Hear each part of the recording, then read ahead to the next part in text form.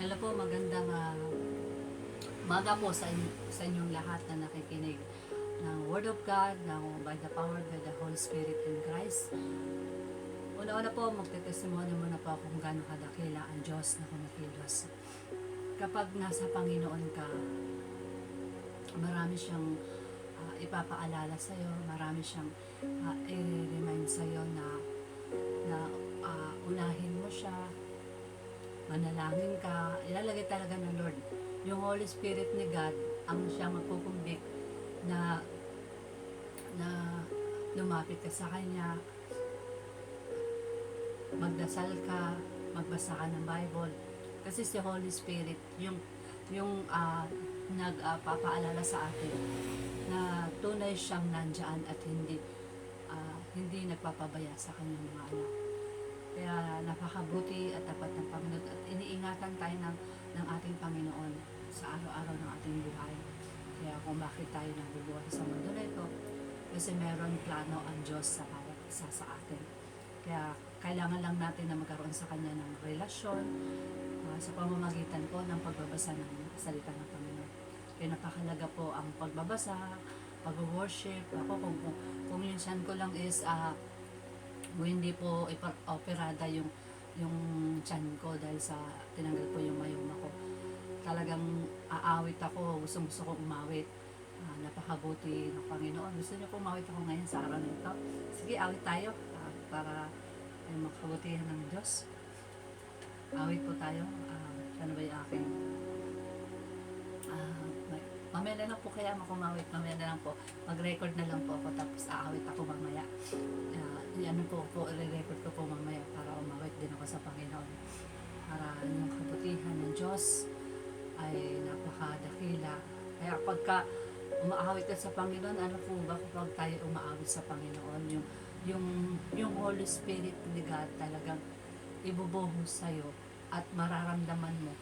Lumuluha ka, tumataas yung balahibo mo kasi nandyan si God. Hindi man natin siya nakikita, pero si Holy Spirit po, yung ang nagpaparemind na nandyan siya. Hindi tayo kailanman pinababayaan ng ating Panginoon. Kasi napakatapat ng ating Diyos na nilalapitan natin. Ngayon po, tayo ngayon, dadako ngayon sa ating topic.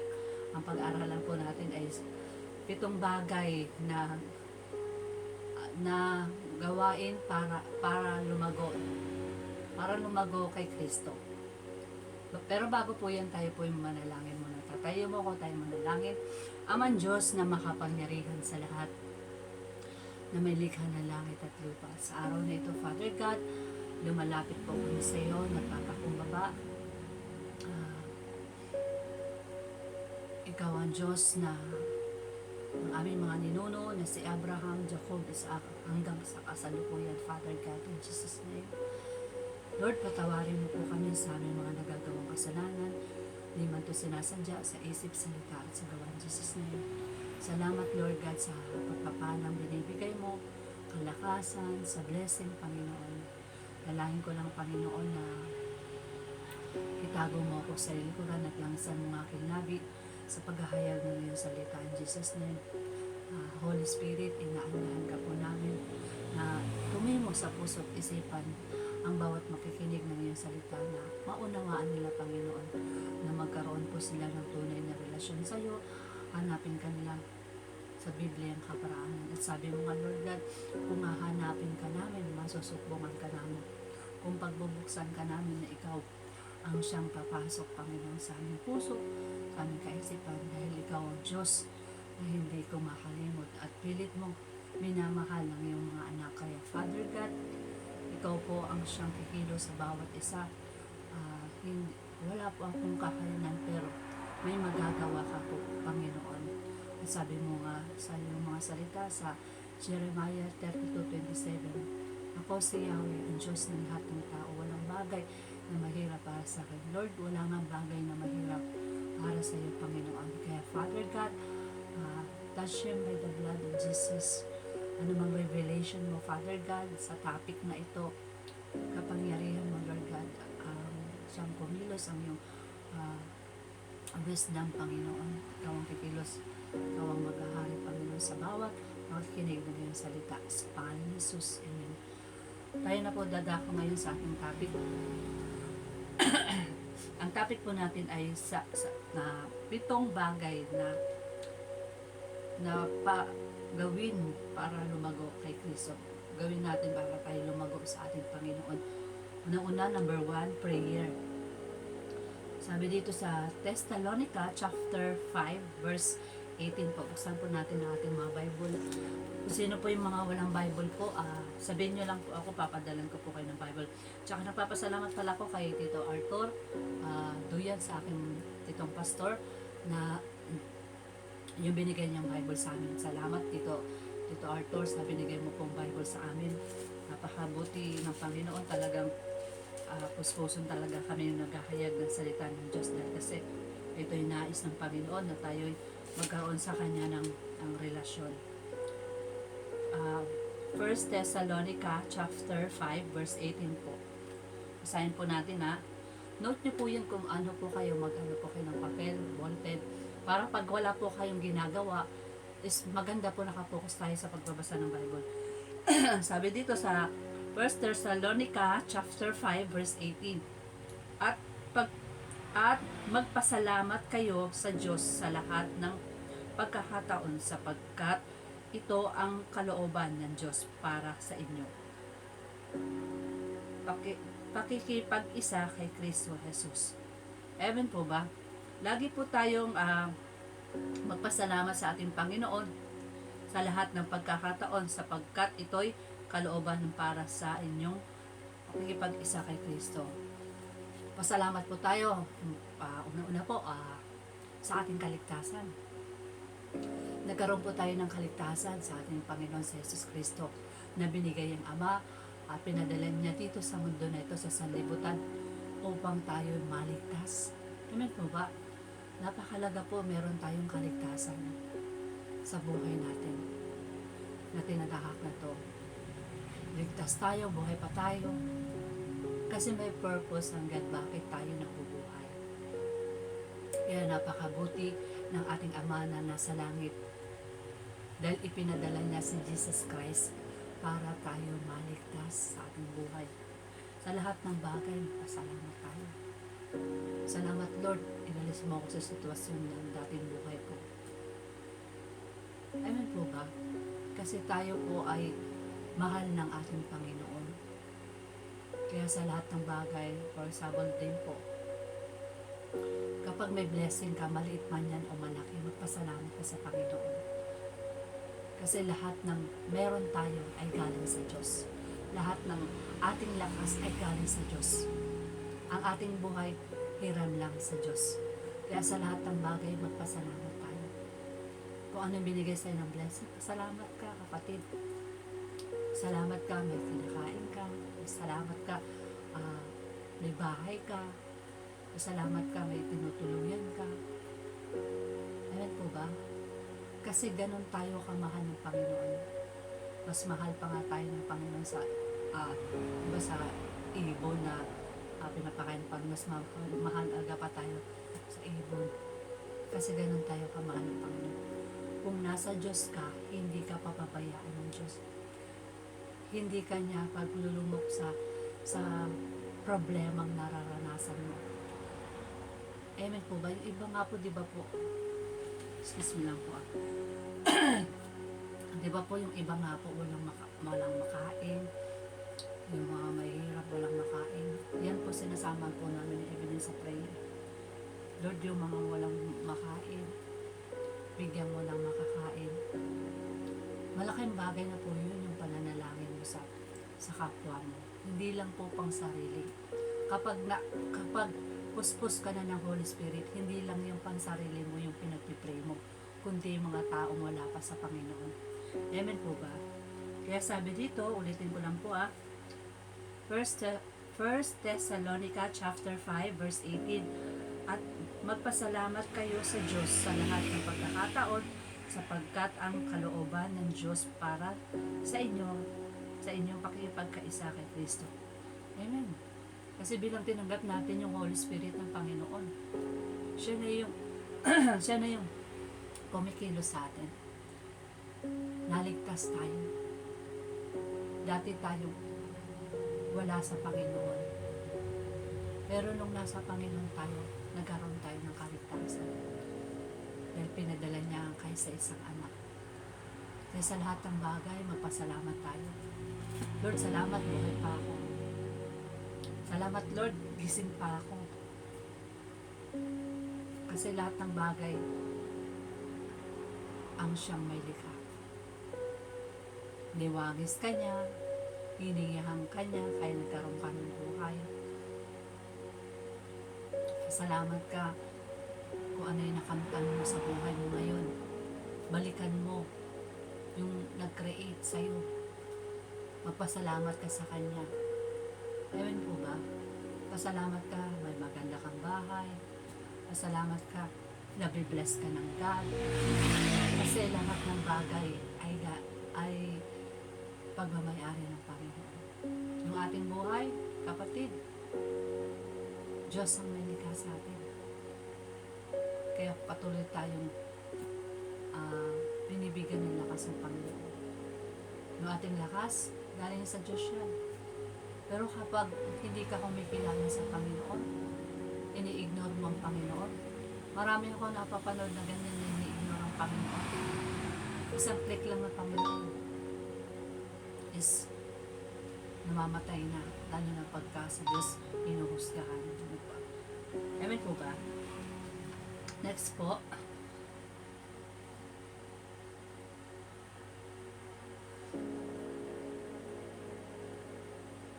dito, regular na pakikipag-usap sa Diyos, hindi lamang pang problema, kundi maging sa inyo kasiyahan at kasaganahan, at lagi magpasalamat sa Diyos araw-araw. Amen, lagi po tayong magpasalamat sa Diyos araw-araw. Hindi lang kapag may problema lang tayo lalapit, doon tayo, Lord, tulungan mo ako. Pero pag sagana ka na, marami ka ng pera, hindi ka na tumatawag sa Diyos. Yun po nakakatakot, sabi ng Panginoon, sa mga salita niya, walang kwenta kung kayo'y, tawag dito, ang ibig sabihin doon ay, nakamtan mo man ang lahat ng kayamanan dito sa mundo na ito. Pero kung wala ka namang relasyon sa Diyos, walang kwenta ang lahat ng mga bagay. Mas minamahal mo na yung material na bagay, mas minamahal mo na yung mundo dito, pero yung Panginoon, wala kang relasyon. Kasi lahat ng mga bagay dito sa mundo na ito, lahat ng kayamanan ay hindi natin kailanman madadala. Hubad tayong isinilang, hubad din tayong haharap sa Diyos. Wala po tayong madadala.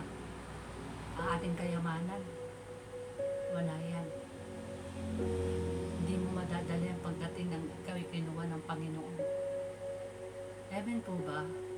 Kaya tayo lagi magpasalamat sa ating Panginoon araw-araw.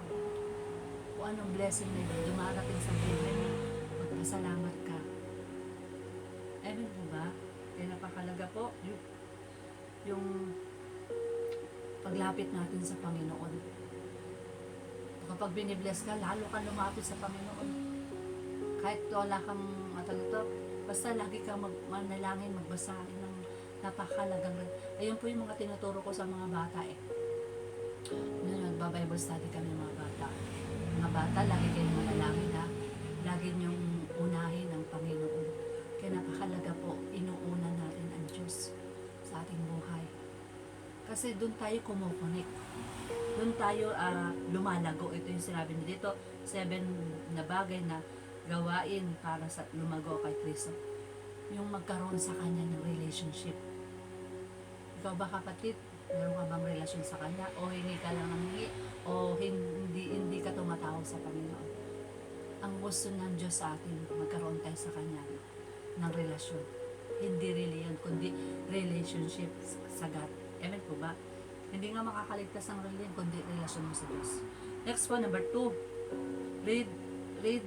Read your Bible. Sabi dito sa Joshua chapter 1 verse 8, ang salita ng Diyos ay gabay natin sa buhay mo. maglalaan ng oras at pagbabasa at patuloy na bulay-bulayan ng kanyang salita. Amen po ba? Kapag tayo nagbabasa ng Bible, na salita ng Panginoon araw at gabi, dun yung Holy Spirit ng Panginoon, dun mo maunawaan ng mga bagay na plano sa'yo ng Diyos, na meron siyang bagay na dapat mong gawin, at yung paglago mo sa Kanya, ang salita ng Panginoon ito magagabay sa'yo sa bawat buhay na tinatahak mo sa mundo na ito. Dati pag nasa makamundo ka, hindi mo alam yung mga bagay. Pero kapag nagbabasa ka na ng Bible, unti-unti ka na nakakaunawa. Ay, mali pala yung mga ganung bagay na yung utos ng Panginoon. Kasi yung salita ng Panginoon, yung Bible na ito, ang siyang magagabay sa iyo.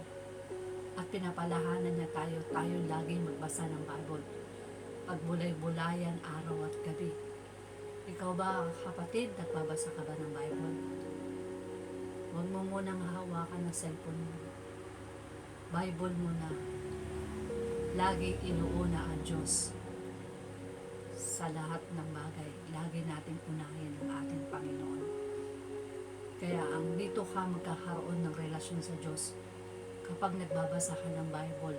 Ako po, pag ako nagbabasa ng Bible, lalo na nung bagong Kristiyano pa lang ako, paulit-ulit ko binabasa yung lumang tipan, bagong tipan, siguro mga 3 beses ko na paulit-ulit yun.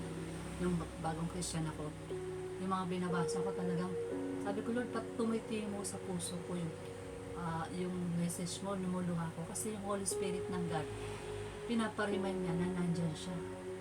Pinapariman niya na makapangyarihan siya, na dapat siyang hanapin ng lahat ng tao.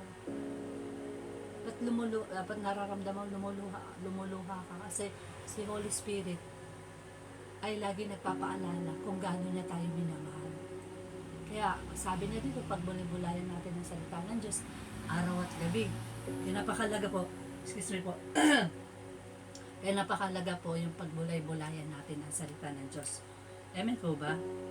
Kaya lagi tayo magbasa ng salita ng Panginoon. Read the Bible. Una, number 1, prayer. Pangalawa, read your Bible. Lagi ka magbasa ng Bible. Excuse me po.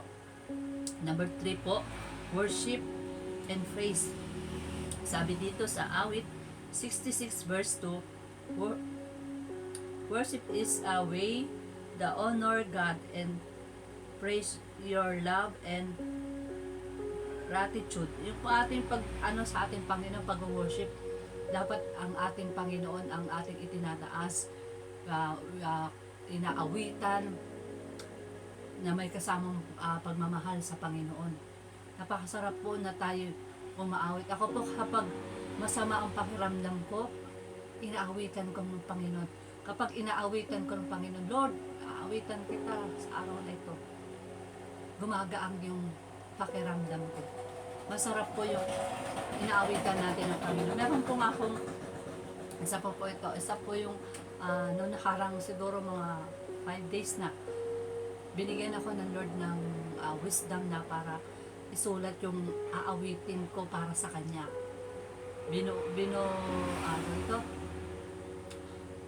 Nakabuo po ako ng kanta. Parang tawag din isinulat ko yung kanta na yun na habang nilalagay ni Lord sa mind ko yung kanta. Tapos, parang kinumpos ko yung kanta na yun. Sinulat ko. Kakantahin ko siya sa birthday ko. Pero malayo pa naman. August 22 yun. Kakantahin ko po siya yung binigay ng Lord na kanta. Kasi wala pa po akong papagitara ko pa yun eh. Para ko siya makuha yung kanta. Pero maganda po. Maganda po yung kantang binigay sa akin ng Panginoon. Kaya dapat natin na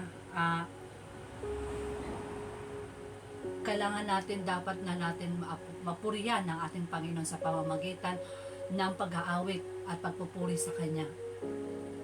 Mas mahalaga po yung aawitin natin, yung awit na makalangit ng aawitin natin at siyang ating maawitan, maparangalan sa ating buhay. Amen po ba? Sabi dito, pwede mong gawin sa pwede mong gawin to sing, play music, and even if your quiet moment of prayer. Yun, yung kapag pwede kang umawi sa Panginoon, lalo na yung tahimik na lugar. Aawit ka. Ako, masarap na mag-prayer at mag-worship sa bundok. Napakasarap po niya. Lalo na pag may mga prayer warrior dun sa lugar na yun. For example po, may mga nagtatayo ng mga Christian sa bundok na prayer na lugar. Masarap po doon magpuri, masarap umiyak sa Panginoon, masarap lumuhod sa Panginoon. Yung itataas mo yung kamay mo, nanalangin ka at nagpupuri sa Kanya.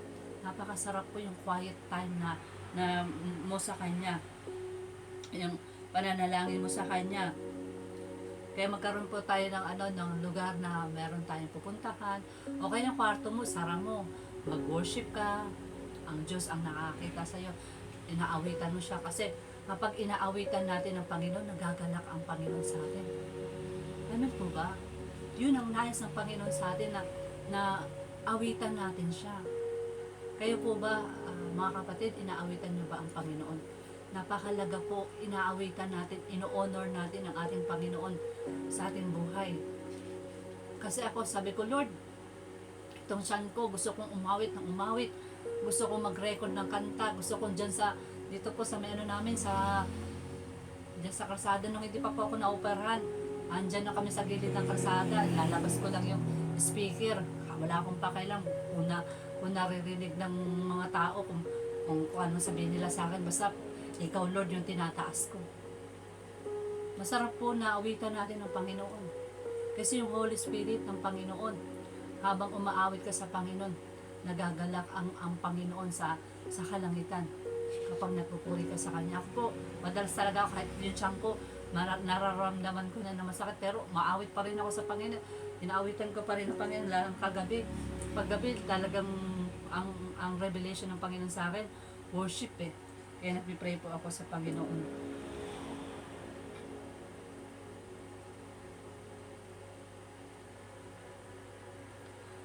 Yun, yung pagpipray mo sa Kanya. Number 4 po, fellowship with other believers. Makipag-connect sa kapwa Kristiyano para makatulong sila sa spiritual journey mo. Attend ka ng Bible study, small group, or church service. Yun po, yung kapag kasama natin ang mga mananampalataya, kapwa Kristiyano, doon ka lalago sa pananampalataya mo sa Panginoon. Doon lumalago yung spiritual relation mo sa Panginoon. Kaya masarap po yung nagsasama-sama kayo, nag-gathering ng mga kapatiran, mga mananampalataya, nag-worship kayo, nananalangin, nagpipray. Kasi po doon kumikilos po ang banal na spirito ng Panginoon. Amen po ba? Kaya sabi dito sa Hebreo chapter 10, verse 25 po, putat po tayo sa Hebreo chapter 10. Wait lang po, napin po natin Hebreo.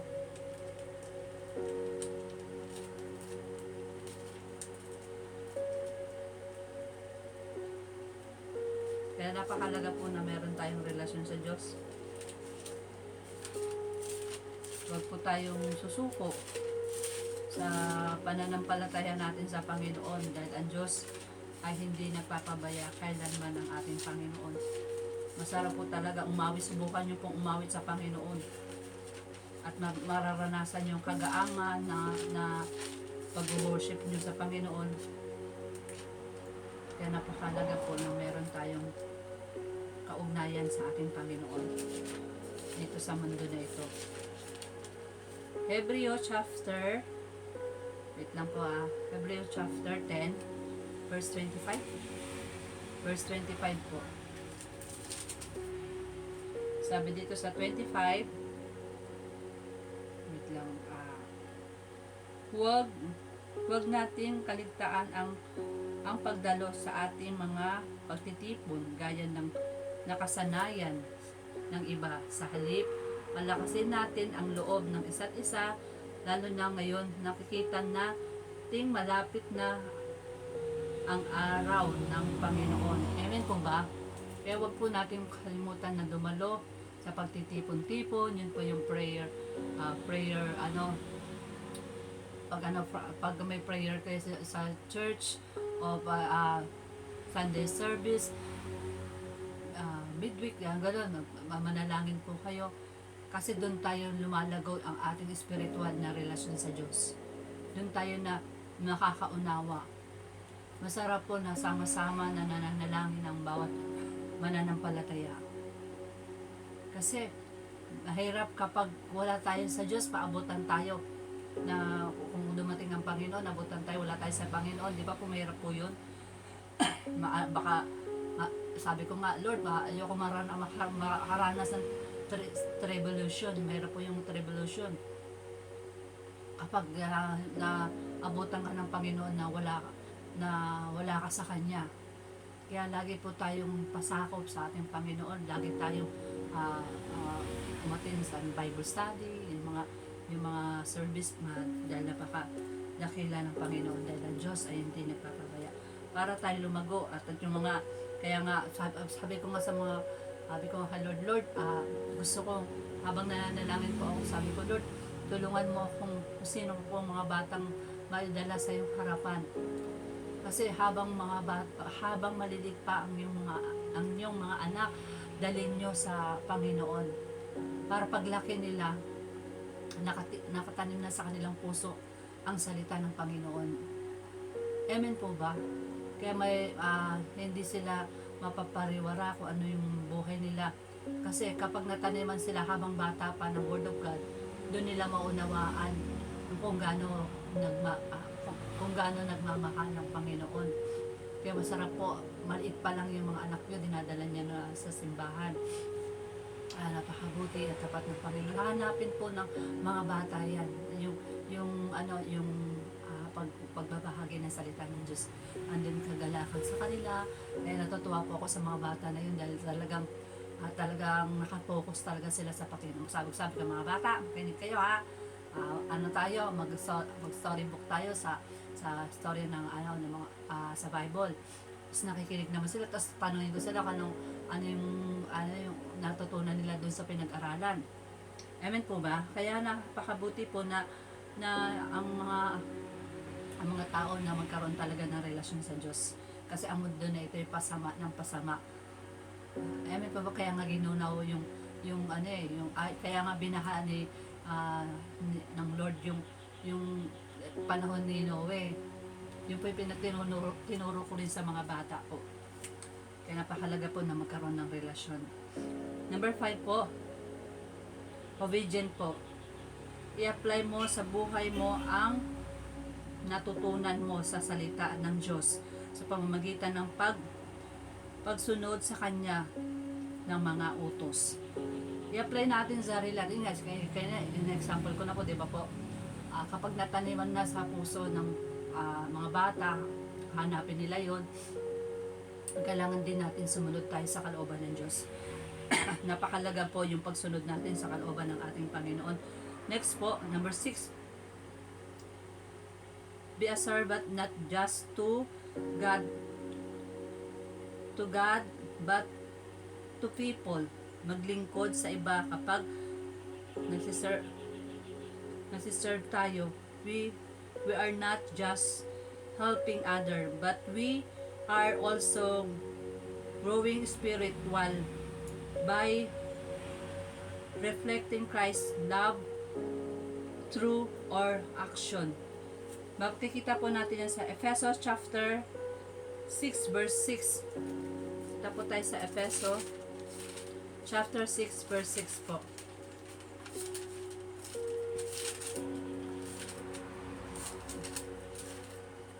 Ephesians chapter 6 verse 6. Wait lang po, hanapin natin ha. Sabi dito sa verse 6,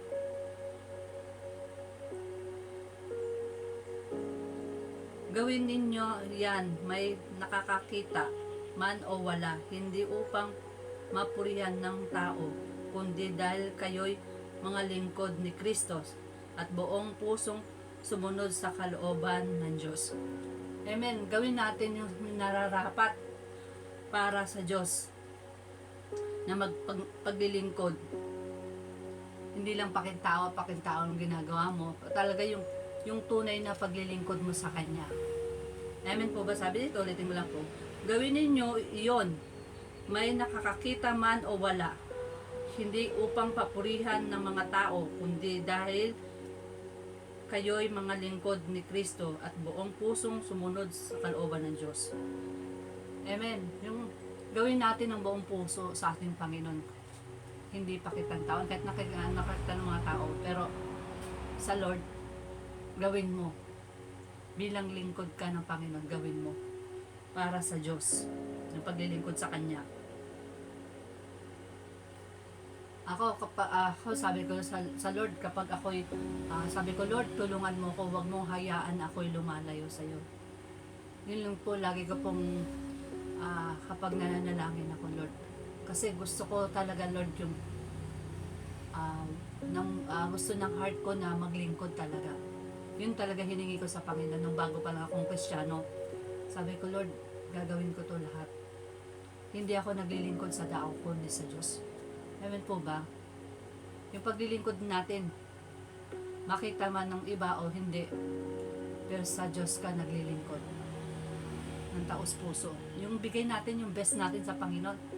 Mamaya sabihin natin, Lord, saka na lang. Mamaya na lang. Hindi tunay na paglilingkod. Kasi pag tunay na paglilingkod ka sa Panginoon, talagang bibigay mo yung buhay mo sa Diyos eh. Bibigay mo yung kahit mahirap na sitwasyon, dumadaan ka, dinadalisay ka sa apoy. Pero kapag nasa Panginoon ka, hindi ka papatinag. Hindi ka lalayo sa Diyos. Amen po ba? Next po. Kaya mag-ano po tayo, yung paglilingkod natin, huwag natin baliwalain. Kapag tinawag ka ng Diyos, gawin mo yung kalooban ng Diyos. Huwag yung kalooban mo. Kapag kalooban mo ang nasusunod, napapahama ka, nasasaktan ka, yung will ng God yung ating sundin. Number 7 po, stay humble, always be open to God, connection and living, maging teachable at laging hilingin kay God na baguhin ang puso at isip mo ayon sa kanyang kalooban.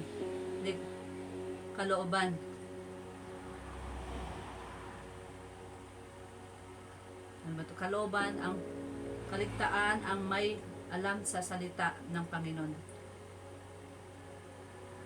Kaya, humility. Buksan po natin ang 1 Pedro chapter 5 verse 6. 1 Pedro po. No.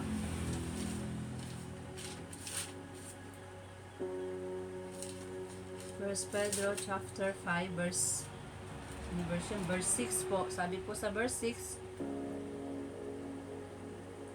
kaya nga pasakop kayo sa kapangyarihan ng Diyos at dadalkilain niya kayo pagdating ng takdang panahon. Amen.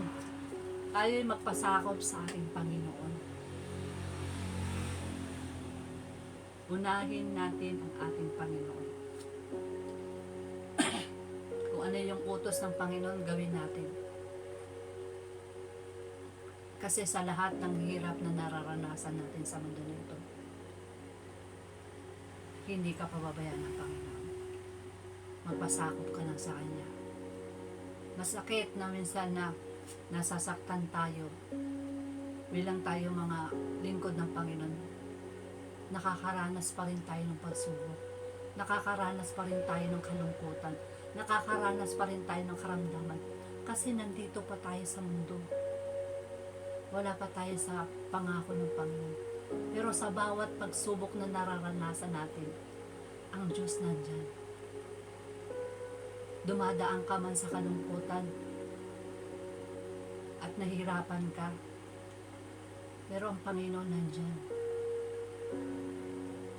Maging tapat tayo sa ating Panginoon. Pagsubok na naranasan mo problema, iyak mo lang sa Panginoon, iluhod mo yan sa Panginoon. Kasi ang Panginoon, nakikinig siya eh. Nakikinig sa bawat luhang nararanasan natin, sa bawat kalungkutan, nandyan ang Panginoon. Ang Panginoon, ang pinapaalala niya sa atin, maging matatag tayo at kumapit sa Kanya. At huwag kang mawalan ng pag-asa. Kasi sa Diyos mo lang makikita yung pag-asang mamimithi mo ng buhay na walang hanggan sa Kanya. Kaya napakalaga po yung verse na binasa po natin, ulitin po natin. Sabi dito, kaya nga pasakop kayo sa kapangyarihan ng Diyos at dadakilain niya kayo pagdating ng takdang panahon. Ano ba sabi ng dadakilain niya tayo pagdating ng takdang panahon? Lahat ng nagpasakop ka sa Panginoon, dumating ka man sa mga pagsubok na dumating sa buhay mo, nagkaroon ka ng problema, anumang problema na naranasan mo, pero nananatili ka pa rin sa Panginoon. Lahat ng sacrifice mo, di ba si Jesus Christ, lahat ng naranasan niya sa mundo nito, mararanasan din natin, pero si God nandyan, hindi niya tayo pababayaan. Di ba si Jesus Christ na lahat naranasan niya, pag-aalipusta ng mga Hudyo sa Kanya, hinampas siya, nilakay siya, sinaksak siya, pero nagtagumpay siya sa bandang muli. Nagawa niya yung kalooban ng Diyos para tayong maligtas. Amen po ba? Dapat sundin natin din yung kalooban ng Diyos. Maging tayo, halimbawa natin sa ating si Jesus Christ. Masakit yung mararanasan natin na dito sa mundo na ito. Dito kasi ang mga tao hindi lumalapit yung iba sa Panginoon. Excuse po. Hindi lumalapit sa Panginoon. Pero lahat ng sakripisyo, pagsunod mo sa kalooban ng Diyos, kahit mahirap, pero kapag pinahawakan mo yung pangako ng Panginoon, hindi kita iiwan, hindi kita pababayaan. Buhay na walang hanggan kay Kristo Jesus na ating Panginoon. Kapag mayroon tayong pananampalataya, darating ang time, lahat ng pagluha natin, excuse me po, lahat ng pagluha natin ay papawiin ng Diyos. Kaya napakabuti at tapat na ating Panginoon.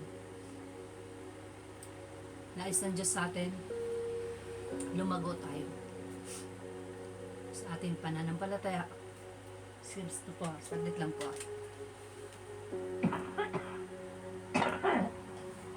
Biglang natin lalamunan ko. Kaya napakabuti at tapat na ating Panginoon. Ang nais ng Diyos sa atin na magkaroon tayo sa Kanya ng relationship para tayo lumago sa pamamagitan ng pagbabasa ng Bible. Kasi lahat ng hirap natin sa mundo na ito, lahat ng hirap natin sa mundo na ito ipapawiin ng Panginoon. Yung paglilingkod mo sa Diyos, balang araw kapag ni-rapture tayo, kinuha ng Panginoon, yung papatong sa'yo na crown. Hindi yung dito sa mundo na ito, papatong lang sa'yo yung kung ano yung Miss Universe ka, kung ano yung okay, diploma or yung medal mo. Pero kay God, buhay na walang hanggan at papatungan na tayo ng crown na ginto. Dadaan tayo sa dadaanan natin is ginto. Bahay natin ginto. Yung sakripisyo mo dito sa mundo na ito, mapapawi ng galak. Buhay na walang hanggan. Huwag mong kamtan yung mundong pansamantalang dito. Mas kamtan mo yung kabutihan ng Diyos, yung pag-ibig ng Diyos, yung buhay na walang hanggan. Yung bahay mo sa kalangitan, ginto. Hinahanda niya ginagawa niya yung bahay mo para sa'yo. Lalaharan mo, ginto. Ang magiging lamesa doon, ginto. Ang mga plato, ginto. Hindi nasisira, hindi nabubulok. Dito sa mundo na ito, lahat wawasakin ng Panginoon. Gigibain niya, lahat lulusawin niya. Kaya nga wala tayong madadala eh. Hubad tayong sinilang. Hubad tayong haharap sa Diyos. I-judge tayo ng Panginoon kung ano ang ginawa natin sa mundo na ito. Ay napakalaga, kapatid, na tunay na relasyon sa Diyos. Kasi minamahal tayo ng Panginoon. Kung bakit nakakakinig ka ng Word of God ngayon, inaayos ka ng Diyos. Tayong lahat inaayos ng Diyos. Dahil na-separate yung relationship natin sa God dahil sa kasalanan ni Eva at Adan. Nahiwalay, na-separate yung relationship natin. Pero muli binigyan tayo ng pagkakataon ng ating Panginoon para manumbalik sa Kanya. Magsisi, tumalikod sa kasalanan. Kasi ganun tayo kamahal ng ating Panginoon. Amen po ba? Kaya napakabuti at dakila ng ating Panginoon. Yun lang po, sa Diyos po ang lahat ng kapatid. Tayo mo ko tayo manalangin. Amang Diyos na makapangyarihan sa lahat, na may likha ng langit at lupa.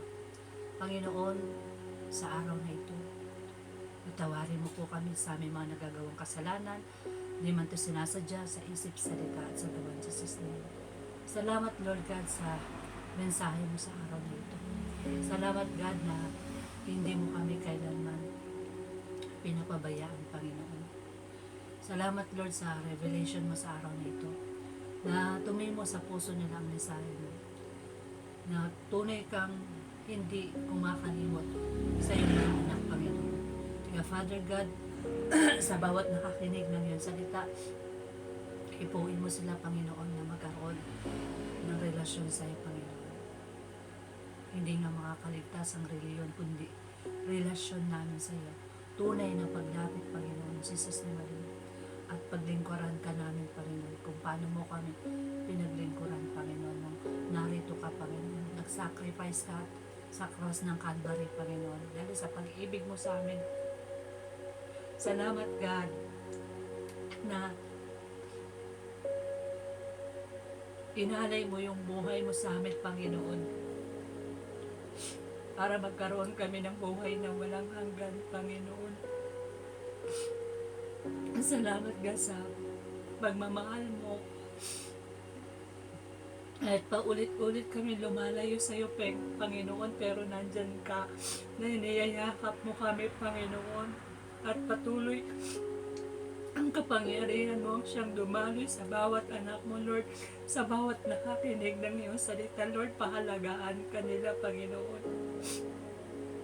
Kaya ba may pagkakataon pa, Panginoon, darating ang time na hindi na mahayag ang iyong salita, Panginoon.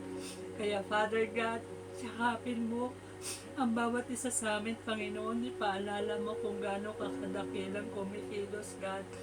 In Jesus' name, hallelujah. O rabababashika, rababahanda, hallelujah, hallelujah. Pour out your spirit, Lord, sa bawat nakakakinig ng iyong salita.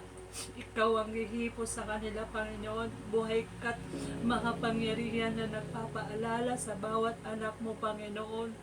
Kapangyarihan mo, Lord, ang siyang dumaloy, Panginoon, Lord. Ikaw ang mangusap. Ano mang revelation mo, Lord, sa bawat anak mo, Panginoon. Katagpuin mo sila, Panginoon. At itinanim mo sa araw na ito ang mensahe mo, Panginoon. At patuloy kang kumilos, Panginoon. At yakapin mo sila, Panginoon. At pilit mo silang inililigtas, Panginoon. Kapangyarihan mo siyang dumaloy sa bawat anak mo, Panginoon. Hallelujah, hallelujah. Open your gate of heaven right now in Jesus' name, hallelujah. Kapangyarihan mo ang siyang dumaloy sa bawat anak mo, Panginoon. Touch him by the blood of Jesus. In Jesus' name, hallelujah. Buksan niyo po ang iyong puso sa inyong Panginoon. In Jesus' name, hallelujah. Yakapin mo po, Lord, ang bawat anak mo na mabuksan ang kanilang puso. Panginoon, ikaw ang kumilos sa kanila. Hawakan mo sila. Touch him by the blood of Jesus. O rabababashika, rababahanda, hallelujah. You magnify name, Father God. In Jesus' name, hallelujah. Holy Spirit, you are welcome. Come and move upon this place. We desire an encounter once again. Holy Spirit, Holy Spirit. Hallelujah, hallelujah. Lord, ikaw na po ang siyang ikilos, Panginoon. Yakapin mo po, Lord, at ipaalala kung gaano mo sila minamahal, Panginoon. At kapangyarihan mo na, Lord, ang siyang dadaloy sa kanila, Panginoon. Napilit mo silang maligtas, Panginoon, sa cross ng Kalbaryo, Panginoon. Hashim by the blood of Jesus. Hallelujah, hallelujah, God. Purihin ka, Panginoon. Dakilain ka nila, Panginoon. Lord, hawakan mo po ang kanilang puso. At ikaw po ang maghari sa kanila, Panginoon. Touch him by the blood of Jesus. O Rabababashika, Rababahanda, hallelujah, hallelujah. You magnify name, pour out your spirit, Lord. Yakapin mo sila, Panginoon. At magkaroon na sila ng relasyon sa iyo. At tanggapin ka nila, Panginoon, upang magkaroon sila ng buhay na walang hanggan.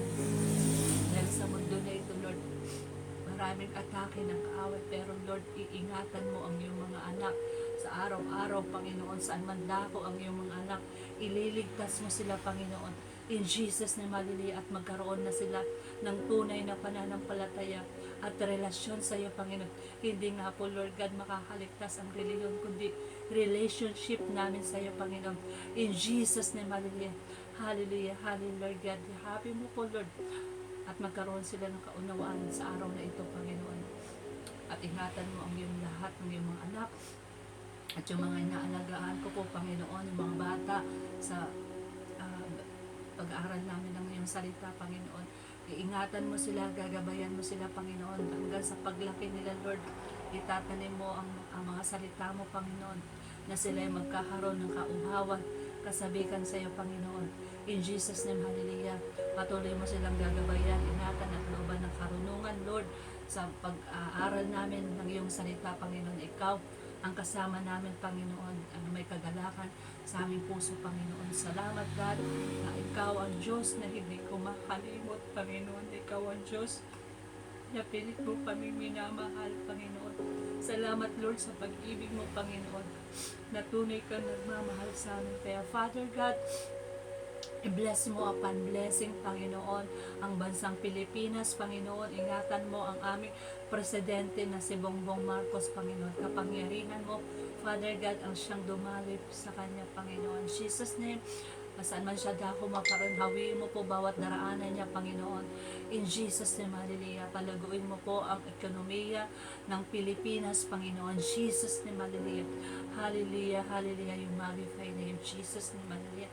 Ganon din dito, Lord God, sa lugar namin, sa Agno, Panginoon, Lord, ang aming mayor, vice mayor, Lord, patuloy mo silang ingatan, gabayan at bigyan ng kalakasan bilang tinawag mo sila sa kanilang trabaho, Panginoon, na patuloy nilang palagawin ang Agno, Panginoon, anumang pangangailangan ng Agno. Isusupply mo po ito ng siksik, liglig na maapaw na biyaya, Panginoon, in Jesus' name. Ang namang proyekto na itatayo sa Agno, Panginoon, Lord, ikaw po ang magsusupply na ito, Panginoon. Gagamit ka ng mga tao upang pagpalain ang Agno, Panginoon, ni Jesus ni Maria. Salamat sa mga answered prayer na matagal namin pinagpipray na magkaroon dito ng ng mga grocery dito na sa lugar na ito. Lord, salamat, Lord, na mapagawa ang mga kalsada. Lord, salamat sa mga answered prayer na pinagpipray namin na matagal na, Panginoon. Lord, salamat, Panginoon. Tunay ka nga, O Diyos, na hindi kumahalimot sa mga anak mo na lumalapit sa iyo, Panginoon.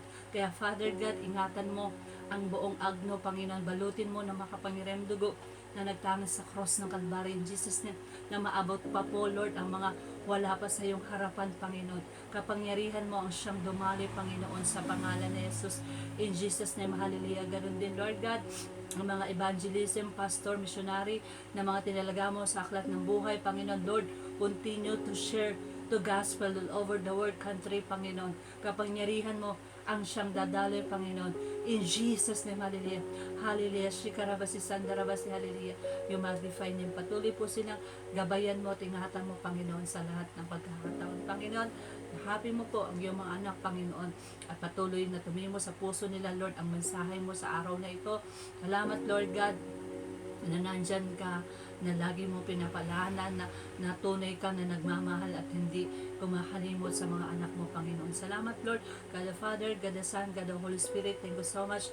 In Jesus' name, Amen. Salamat po sa kabutihan ng Panginoon dahil ang Diyos ay hindi kailanman nagpapabaya. Kaya kapatid, patuloy ka lang lumapit sa Panginoon. Ang nais ng Diyos sa atin, magkaroon tayo ng tunay na relasyon sa Kanya kasi mahal niya tayo. Ang bawat isa sa atin, mahal tayo ng Panginoon. Gusto ng Panginoon na tayo balik loob sa Kanya at tumalikod sa kasalanan. Salamat po. God bless po sa inyo lahat. Bye-bye po.